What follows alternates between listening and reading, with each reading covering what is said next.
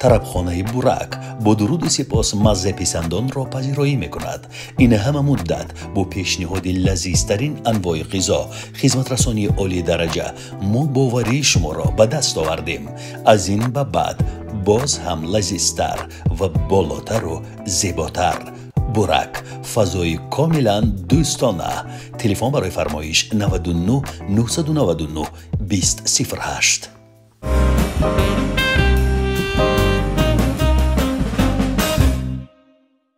چند سال قبل در شهر دوشنبه دو ناشناس به او حمله کردند. تعقیبش نمودند و شلیک کردند، یعنی تیرخوری کردند. مجروح شد. قریب این دنیا رو ترک بکند، اما شکر که زنده ماند. و این قصه بود که در دایره دوستان نشسته گاه جای حرف می زدیم و من چند سال یادم هست، تقریبا 10 سال این خانم را خواهش کردم که این قصه رو با تماشابینان در میان بگذاره در برنامه، ولی روزی نمیشد. به همین منوال سالها گذشتند. بالاخره دلش را یافتم و آماده است که این اتفاق بدی افتاده را که چند سال پیش به وقوع پیوسته بود امروز در برنامه ناگفته ها در میان بگذارد. ماه پیکر یاروی بی تکرار و عزیز و گرامی، من سلام خودم را بر شما میرسانم و سلام شما را به ماه پیکر نازنین. سلام علیکم. سلام مرتضی جان، تشکر. و در حقیقت خیلی سالهای زیاد گذشت و درباره این حادثه ناخوش بسیاری ها نمیدونستند و شاید تا حال هم ندونند، چون فقط مرا میبینند بالیده در فیلم ها نقش میآفرم. و وقتی که این حادثه رخ داد، این حادثه 27 نوامبر سال 1997 بود و من آن زمان حامله بودم و شد این حادثه همین خیلی شد که دو ناشناس تیر زدن و من فرزندم رو از دست دادم و دشوار است. بیاید از ابتدا می رویم. روز چی روز بود و چگونه این حادثه رخ داد؟ از اول یعنی در کجا بودید؟ در کجای شهر؟ و این حامله‌داری چندمی شما بود؟ این سیوم حامله‌داری من یعنی بود. دو پسرتون الکی به دنیا آمده بله، بود؟ شکر خدا که دو پسرم. از چی شروع شد؟ من در خانه بودم و خانه خودم در حاضر چیسل گرگویم برای هوای حاضر خانه نو هست. من با پدر و مادرم زنگ زدم که حاضر من می آیم و بیگاه بود، قریب بیگاه نماز شام بود و البته که برآمدم از خانه و در اون وقتا میگفتن 4 ندوار، یعنی راه رو کوتاه کرده من به حولی باید می آمدم و از همانجا گذشتن دو ناشناس از برم گذشتن. در دست من کتفم بود، یعنی سکویش میگفتن اون دورها، اگر یادتون باشد کد داشت و در اون سکویش البته که پول بود، کلیت خانه بود، خب و لوازمات زنانه. چی یعنی؟ خیلی لب سرخ کنه که من همین چیزای میده چویده، پول هم نیست بود. و وقتی که من از بری من و آنها گذشتن، آنها ای ایستا گفتن. خب من ایستادم. من گفتم خب من زنی حامله هستم، اینها با من چیکار داشته باشند؟ شاید یکم چی پرسیدنی باشند. حامله بودنتون معلوم بود؟ بله، 6 ماه بود.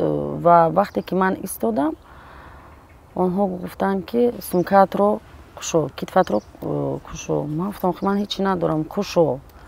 چشمانشون صبح سرخ بودن و وقتی که کشودم پولی بودگی رو گرفتن. در دستم طلا بود، چاله طلا بود، زنجیر طلا بود، گوشوارها اونقدر بزرگ نبودن اما با طلا بودن. و یعنی خاطره داشتند؟ بله. از کی بودن؟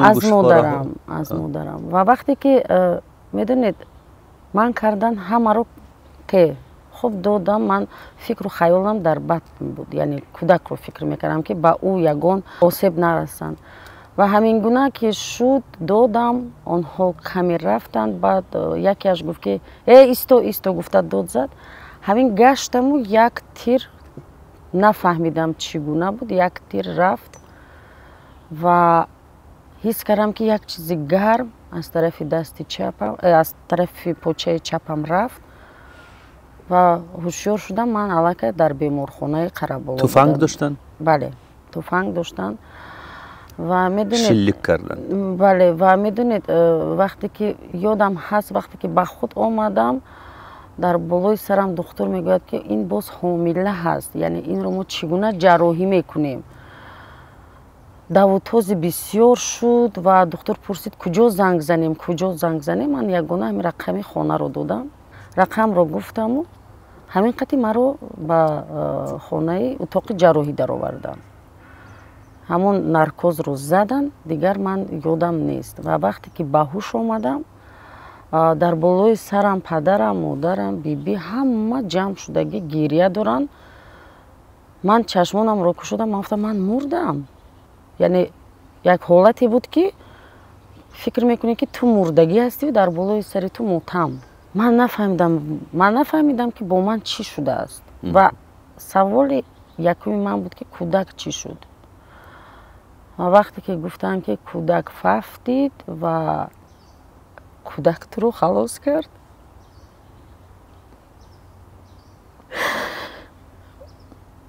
بسیار برایم سخت بود. من گفتم چه خیلی فهمید؟ گفت که نمیخه ما هیچ کار کرده نتوانستیم، یعنی کودک جانی تو رو خرید. اول خدا، بعد همون کودک پسرچه بود. 1.5 ماه من در بیمارخانه بودم، خسته گشته نمیتوانستم آرزو جان. یعنی حالتی بود که دکتر گفت که با پدر و مادرم ما هیچی گفته نمیتوانیم، این راه گشته میتواند یا شاید یک عمر اینوالید ماند. معیوب.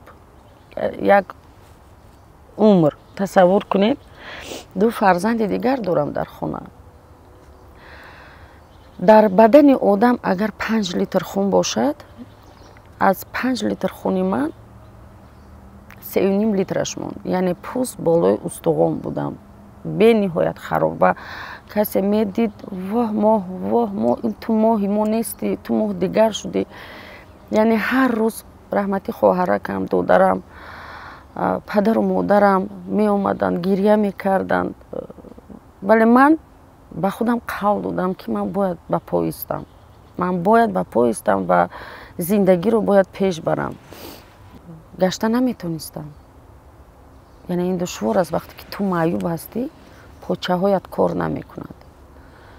و من خدا رو شب و روز زوره میکردم که خداوندو به من قوت ده، خداوندو مرا راه گردان کن. و همین خیلی شد که یک شب پدر و مادرم همه در خانه خواب بودن. من از جوگه خوابم پاچم رو به زور موندم و یک قدم موندم. بسم الله الرحمن الرحیم به نام خداوند بزرگ گفته از جایم خستم و قپیده دیوارای شفنیر چیزی که بود آیسته قدمانی رو سر کردم. یعنی ببینید که بعد مانند همون طفلی که راهگردی رو یاد میگیره. بله. من میدیدم چه مادرم عذاب میکشد، شب و روز گریه میکرد، پدرم گریه میکرد. یعنی من اونها هیچ وقت فکر نمیکردن که فرزند بزرگشون در همین حالت میشود. چون تمام هستی و تمام آن خواهشی که من در زندگی داشتم پدر و مادر من اجرا میکردن و دائما خوشبختی من رو میخواستن. و وقتی که همین گونه رخ داد، من هیچ وقت فراموش نمیکنم چه پدرم بالای کت نشسته آب دیده میریزوندن. و مادرم میگفتن که من نمیخوام که ماهی من یک عمر معیوب شود، چون که ما هستیم نیستیم فرزندانش چی میشود. و حادثه شد که خداوند بزرگ дар ҳақиқат худованд бузург аст ва бандаашро боз наҷот медиҳад. ҳамин хел шуд орзу ки шабона мехестам худам майда майда мехестам роҳ мегаштам ва падарам тасмим гирифтанд ки як маърака як хун кунанд ва ҳамаи ҳамсояву хешу табороро даъват карданд. ман гуфтам ман ба онҳо як сюрприз мекунам. вақте ки онҳо даъват карданду хай хуб ҳамсоя омаданд рафтанд қариби бегоҳ шуд падарам ҳамахе шиштагӣ бо модарам зиқ ҳастанд. ман аз ҷоям хестам баромадам наздашон дар болои кат ҳардушон нишаста будам. гуфтам дадаҷон очаҷон фикр накунед ки ман сарборӣ мешавам. не ҳеҷ гоҳ инро фикр накунед. ман ҳоло хизматҳое ки шумо барои ман кардед ман онро иҷро накардам. ва вақте ки падарам дид модарам дид медони инро дидан дар кор буд.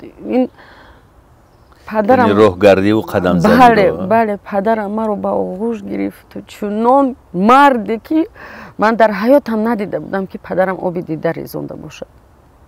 ҳама хел ба оғӯш гирифт гуфт моҳ ҷон ҷони ман ҷони падар ту хести ту роҳ мегардӣ барои мо ҳамин кифоя аст. ва баъди ин модарамам албатта гирия яъне хурсандӣ гирияи хурсандӣ буд барои онҳо. писаронам ки ҳар рӯз пешам меомаданд очаҷон намехезӣ очаҷон намехезӣ очаҷон ман ин мехоҳам вай мехоҳам ва барои ман бениҳоят ин душвор буд. ва ман хестаму боз аз нав ба худам қавл додам ки яъне ман дар ин ҳаёт дубора тавлид шудам ва ҳар 27 ноябр ман инро қайд намекунам ки дуюмбора таваллуд шудам. ҳар 27 ноябр барои худам як тӯҳфае мекунам. аввал ба худо саҷда мекунам шукргузорӣ мекунам пас он ба худ як тӯҳфае мекунам. таваллуди аввалӣ кадом рӯз аст? таваллуди аввалинам 28 июл аст. 28 июл ва 27 ноябр. бале бале. моҳи мо ду бор таваллуд шуд. аввалин бор ба дунё омад тифли кӯчак. бале 28 июл. дуюм бор 27 ноябри соли 1997 ки баъди он иттифоқи баъде ки уфтод зинда монд. маълум карданд ки онҳо кӣ буданд? ғоратгарон? намедонам, бовар кун аз пай ин нашуданд. чаро? хуб ариза ҳам накардид? чун падари шумо корманди мақомот буд. ариза кардан ва пайдошон накарданд. баъди чанд сол фаҳмидам ки якеашро қапиданд, маҳкам карданд, дигараш вафот кардааст. ҳамин хеле хабарҳо омад. дига ман аз пай ин нашудам, чун медонӣ он замон хеле хавф ҳам дошт, нобасомонӣ буд. хуб худаш корманди пулис буд падаратон. таъқиб накард онҳоро? ман гуфтам ки баъди чанд сол пайдо кардан ва маҳкам кардан якеашро, якеаш фафтидак. оне ки ба зиндон уфтод фаҳмидед ки кӣ буд? не, ман нашудам. нахостед ки бифаҳмед? ман нахостам. ман кӯшиш мекунам он ҳодисаҳое ки нохуш дар зиндагӣ мешавад барнагардам, фаромӯш кунам, аз хотира барорам. дар кадом қисми баданатон шиллик карданд? тир дар куҷо зад? тир аз ин ҷо омад манфи рафт. қисми шикам? бале. маро гӯем ки аввал худованди бузург, пас он кӯдак наҷот дод. кадом узви ботинӣ осеб ёфт? агар мумкин бошад ман нагӯям кадом узвам осеб ёфтагӣ аст. чун роҷеъ ба ҳомиладориятон ҳарф задед, фикр кунам бачадонатон? бале. баъд аз ин дигар не, баъд аз ин дигар на ин ки ҳомиладор намехостам дигар. ва як чизи дигар гуфтанӣ ҳастам ки духтуре ки маро ҷарроҳӣ кард, Али Мардонов, ҳеҷ вақт фаромӯш намекунам. бениҳоят як духтуре буд ки дар ҳақиқат ин ҷарроҳиро на ҳар духтур ба зиммаи худ гирифтанӣ буд, чун метарсиданд ки ҳам маро аз даст медиҳанд, ҳам кӯдак. ва вақте ки Али Мардонов ин ҷарроҳиро карданд, он кас бениҳоят хирурги беҳтарини ҷумҳурии Тоҷикистон ҳастанд ва ҳоло ҳам зинда ҳаёт ҳастанд. Доктор Алимардонов бояд диссертатсия ҳимоя мекарданд дар мединститут донишгоҳи тиббӣ. Занг зада аз падарам хоҳиш карданд ки ман мехостам ки моҳпайкар биёяд, яъне унҷа ба забони духтуро консилиум ё ки чизе ҳамин ба монанди машварат. Бале. Ва падарам гуфт ки барои чӣ? Гуфт ки ман мехоҳам моҳпайкарро бубинанд, чун ман алал хусус ана ҳамин корро ман ҳимоя карда истодаам. Ва вақте ки доктор ба ман занг зад, ман гуфтам майлаш, албатта меоям. Ва рафтам, бовар кунед, вақте ки маро дароварданд, бениҳоят табибони зиёд нишаста буданд ва доктор Алимардонов гуфт ки ана ҳамин гӯем бемории мо буд ки мо ҷарроҳӣ кардем ва ин гуна ҳолатҳо буд. яъне амалиёти ҷарроҳии нодир буд. Бале, бале, бале, бале. Ин бениҳоят амалиёти, медонед, амалиёти бениҳоят 50 ба 50. яъне ё зинда мемонӣ, шанси зинда мондан 50 дар 50. 50 дар 50 буд. мубориза байни маргу зиндагӣ. Бале, бале, бале. Мубориза байни маргу зиндагӣ буд. баъди аз даст додани 1.5 литр хун. Ки ба шумо хун дод? ёдам нест. баъди ин ҳодиса чун амалиёти ҷарроҳӣ пушти сар шуду явош явош ба худ омадед, дидед ки бародаратон ҳар рӯз меояд, хоҳаратон ҳар рӯз меояд, равонашон шод бошад, падару модар, аммо исми шавҳаратонро нагирифтед. шарт аст ман ҳамон исмашро гӯям. Шумо фақат буд бо шумо дар ҳамон лаҳза омад? Не, набуд. Он замон аллакай шумо аз ҳам ҷудо будед? Он замон не, мо баъди ҳамин кор гӯем ки ҷудо шудем. дар ҳамон шабу рӯз набуд. Вай инҷо дар куҷо буд? Вай дар Ашхобод буд. шумо аз ки ҳомила шудед? шумо як саволҳое мепурсед ки не дар вақте ки ман ҳамин ҷарроҳӣ шуд, вай дар Ашхобод буд. Амаку фаҳмидед? дар Ишқобод буд. Бале. Шумо аз ки не охир гуфтед орзу. Не, вай набуд, вай дар дарак ёфт? баъд ба вай занг задану баъди чандин ва ё модарам гуфт ки биё занг занам биёяд. Яъне равобит хеле душвор буд омадан аз Ашхобод ба инҷо. барои ҳавай ман гуфтам ки не, ҳоло дар кор не, нороҳат накунед. Вай бисёр аз ман сахт ранҷид ки ман ин хабарро надодам, ба вай нагуфтам. инҷо мехоҳам акнун дар бораи вазъияти кунуниятон ҳарф бизанем ки ҳоло он захм аз худаш дарак намедиҳад? дард намекунад? Не, бо мурури замон захмҳо шифо меёбанд ва умуман аз ҳаёти ту нопадид мешаванд. Ва ин ҳамин гуна шуд. яъне бубин ки ман дар ҳаёти худ бисёр захмҳо хӯрдагӣ ҳастам. яъне дар саҳна захм хӯрдагӣ ҳастам. чӣ гуна захмҳоро шумо дар назар доред? захмҳои равониро ё захмҳои ҷисмониро? ҷисмонӣ. дар саҳна чӣ захм хӯрдед? дар як намоиши вақте ки нақш меофаридам, номи намоиш модар маро бубахш, яке аз ин дастам, яке аз ин дастам бояд телатиян. яъне чунон ба як вай тела доданд ки зарба тела доданд ки почаи ман сахт лат хӯрд. аммо намоишро то охира бозидам ва вақте ки аз саҳна берун шудам, почаам аллакай варам кардагӣ буд. як моҳи дароз ман бо гипс хоб будам. кадом қисми пой? мана ин буҷилаки по. албатта ки безахм намешавад. актер аслан мардуми ҳунарманд бениҳоят дилаш нозук аст. бениҳоят зудбовар аст. бениҳоят сода аст. яъне агар ба ӯ як касе ячи ваъда кунад ё гӯяд, бовар мекунад, чунки самимӣ ҳастанд. мо ҳоло меомадем инҷо барои сабти барнома. дар солони автомобили ман шумо шикоят кардед ки оини гул овардан аз миён рафтааст. ҳа, орзуҷон, як чизе ҳаст ки мухлисо хеле зиёд ҳастанд.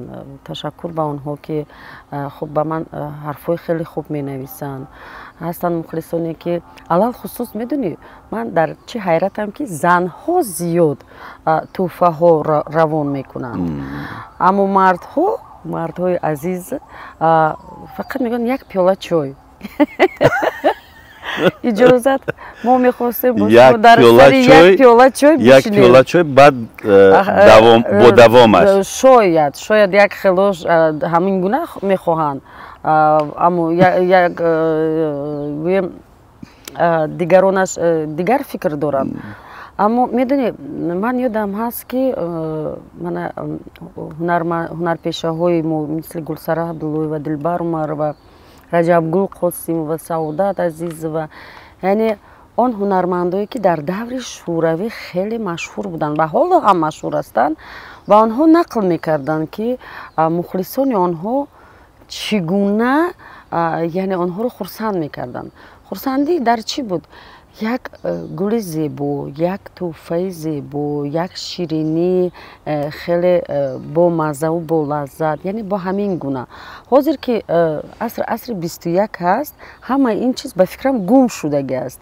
اما برای ما هنرمندا وقتی که ما در صحنه نقش می آفریم، یک دسته گل کسی میبیارد تحفه میکند، الکی این یک تحفه گران است. من اصلا خودم آدمی هستم که تحفه رو دوست میدارم و دوست میدارم تحفه کردن. کدوم نوعی گل رو دوست دارید؟ من اون گلی رو که در ما کمیافت است فکر میکنم نیست. چی؟ دیگه ارخیده. خوب این خیلی گیریم اگر البته گلی صدبرگ. شرون ستون یادتان هست؟ بله بله بله بله بله یادم هست. یک فیلمی هست که کمی تابش های شهوانی دارد. بله.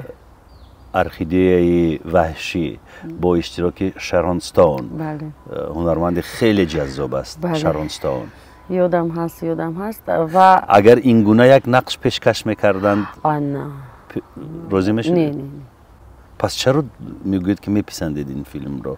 شرون ستون رو من میپسندید؟ بازیگرا رو میپسندم. ببینید ارزو جان، ما فرهنگ ما دیگر است، یعنی هست راهایی که من به خود این چیزها رو اجازه دادن نمیتوانم. بیاید یک پیشنهاد، اگر مثلا $1,000,000 پیشکش کنند بگویند که لااقل نیم اوریون ثبت بکنید با یگان هنرمند دیگر در تاجیکستان؟ نه، بگذار در خارج باشد، مثلا در گالیوود.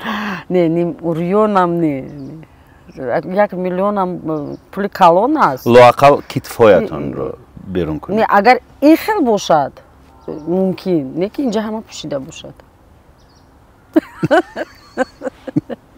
هیچ وقت پیشنهادی نشده از طرف سینما سازان در مثلا صحنه هایی که عشق و حال دارد و بوس و کنار و آغوش دارد، این گونه پیشنهاد نشد؟ من شما میگویم اگر شما فیلمی در ارزوی رسام کارگردان ابوالحیرزو دیده باشید و وقتی که در اونجا من قریب که یعنی همون رسامی در آینده نامی می شود میقدم شونازرف بازی کرده. شما گفتید که کای مرا میکشید. بله بله، ببینید که حوزی چطور گفتید؟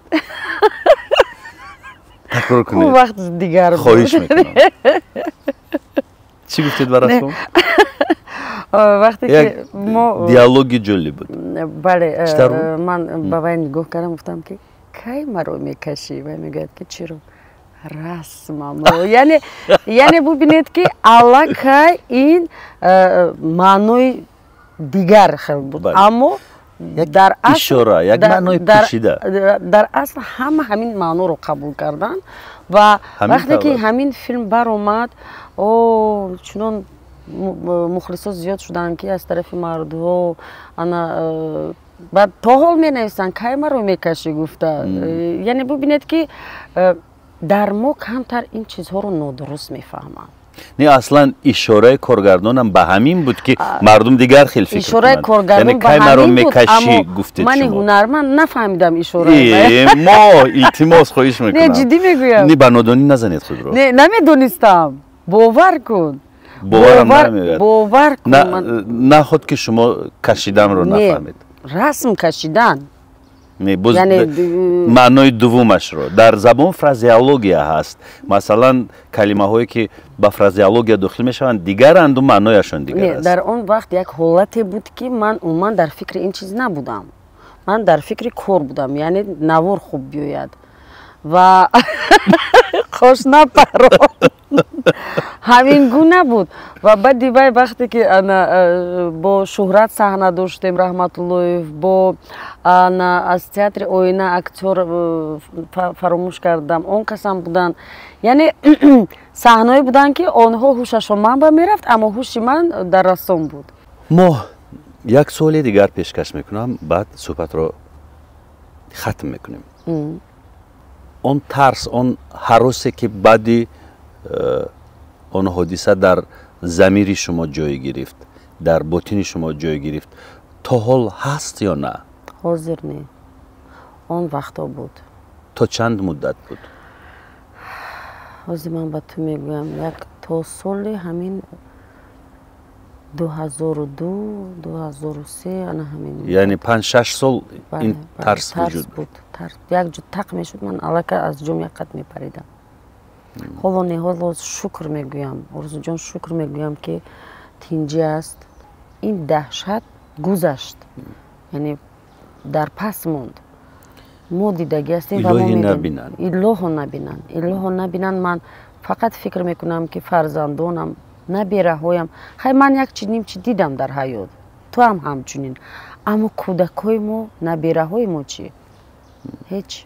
برای هوای هزاران بار شکر میگویم از تینجی و آسودگی وطنم.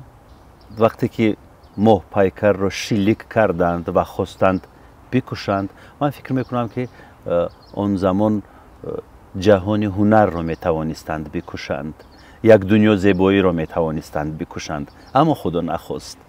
ماه زنده موند، ماه پیکری عزیزی ما زنده موند تا برای این مردم خدمت کند و زیبایی رو به ما نشان بدهد. دل زیبایش را، دنیای زیبایش را، هستی زیبایش را برای ما و شما افشا کند. اصلا زیبایی ماه پیکر به 1000 غزل می ارزد، به 1000 حکایه می ارزد، ولی این چیزی که امروز در میان گذاشتم این یک حقیقتی خیلی سنگین و تلخی بود از روزگاری یک هنرمندی که دائم با لبخند به شما درود میگوید، اما ببینید که پشت این لبخند چه ماجراهای نهان است، چه سختی های نهان است. صد آفرینش. سپاس. رحمت. سلامت باشید. خیر.